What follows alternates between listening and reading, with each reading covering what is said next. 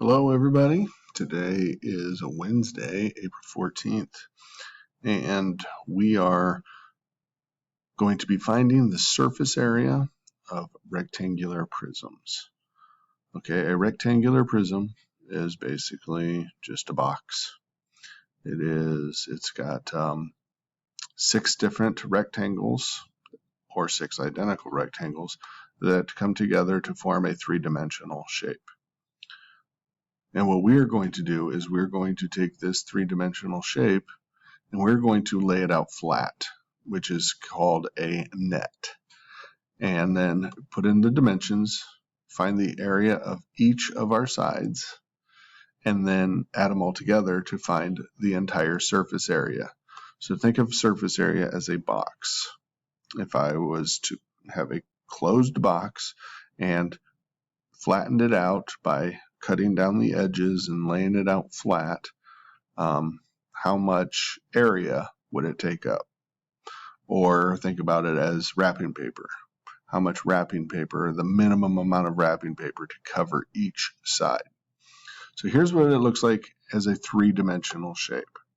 Now when I open this, you can see there's my net and the dimensions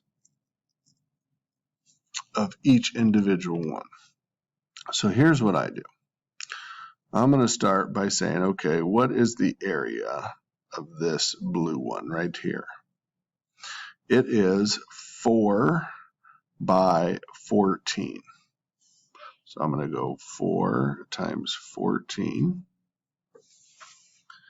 and punch that into our calculator.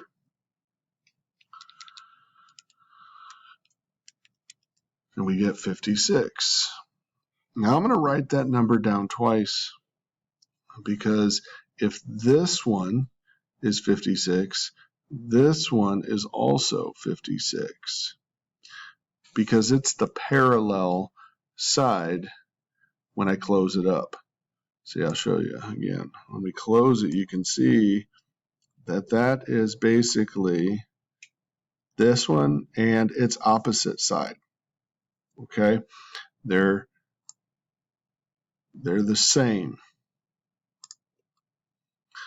And so now I'm going to do that same thing with this one. It is 4 by, so this one is 4, we said. Now what is this measurement right here? This is the one that tricks everybody. It is the same as this measurement right here. Watch again. I'm going to close it and you can see how those two come together. See how those two lines come together. All right, so then that means the red is 4 by 9, which is 36. Now I'm going to write that down twice, because if that one's 36, then so is this one up here. It's 36. And then the last one I have is this one. It is 9 by 14. Changed it all.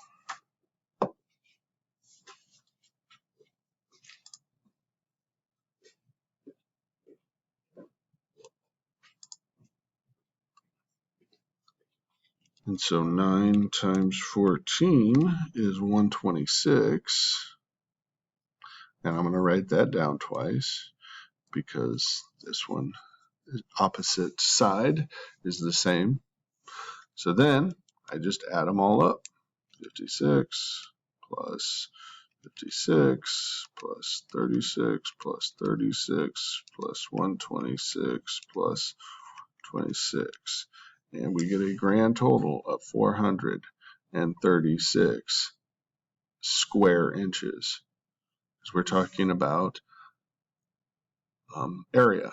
And we square the label, because that's saying that it would take 436 1-inch by 1-inch squares to cover that entire box. Okay, So let's try another one. What if I give you something that looks like this? Oops, I'll remove you. Let's say we've got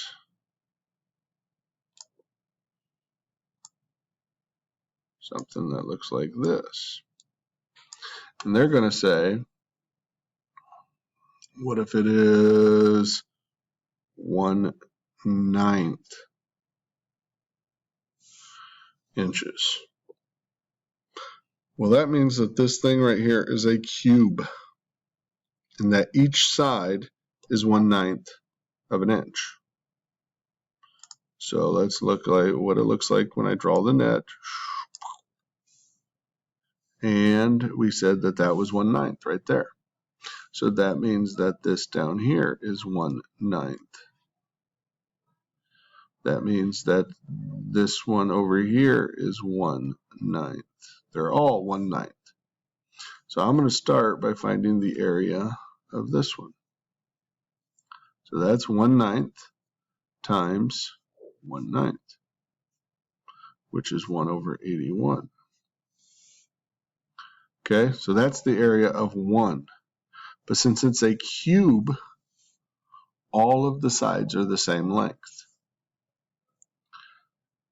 which means then that all of the faces, all of the sides are the same length. All the rectangles are the same length.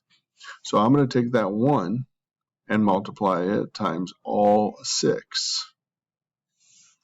And you can punch this into your calculator, or you can do it the old-fashioned way. 6 is the same as 6/1, which gives me 6/81. And then 6/81 simplifies down to 2/27 square inches.